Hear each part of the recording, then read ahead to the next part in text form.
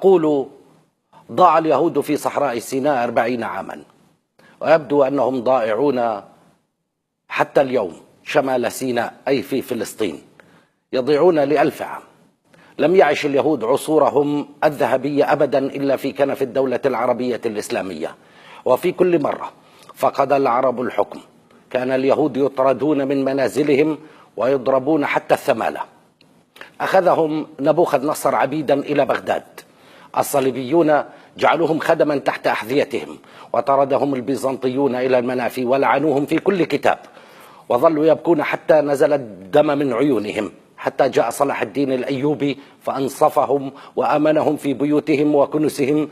وفي أوروبا أحرقوهم في الأفران، وفي أمريكا كانوا عبرة لمن اعتبر ولا يجرؤون على البوح باسم ديانتهم. في روسيا كانوا مضرب الأمثال السيئة وأسوأ الأشرار في كتب جوجول وأشعار الأسلاف. وحين وضعتهم أوروبا في سجون الجيتو قبل 150 عاما هربوا إلى فلسطين، فسمح لهم أبناء فلسطين ببناء الكيبوتسات والكبانيات، وعاشوا تحت حماية السلطان عبد الحميد وتحت حماية الحاج أمين الحسيني، ثم هربوا كلاجئين في السفن من أوروبا إلى ميناء يافا.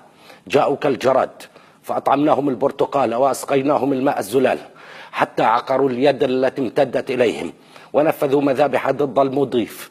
جاءوا ضيف سيف، جاءوا جوعى وعراه ومرضى بالجرب والخوف والتيفوئيد والحصبة والملاريا، فعالجناهم وأويناهم وخبأناهم مع أولادنا فعقروها، فدمدم عليهم ربهم بذنبهم فسواها، أفلا يخاف عقباها.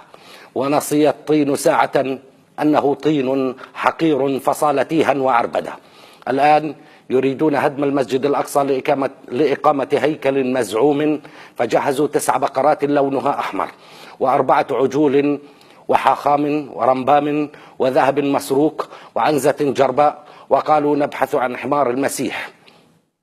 حولوا اسطبل خيولنا إلى حائط لدموعهم.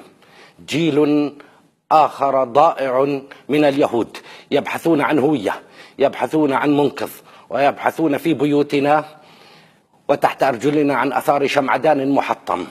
حرقوا الزيتون في قصرة، والطفل في دومة، والأيقون في بيت جالة، ولم يحصلوا على الأمن أو الأمان، ولم يجدوا ولن يجدوا هذا الأمن إلا في حمى الدولة العربية. حاولوا وسيحاولون أن يصنعوا دولة لليهود ويخبئون أنفسهم خلف الجدار، ولكن وما نيل الخلود بمستطاع.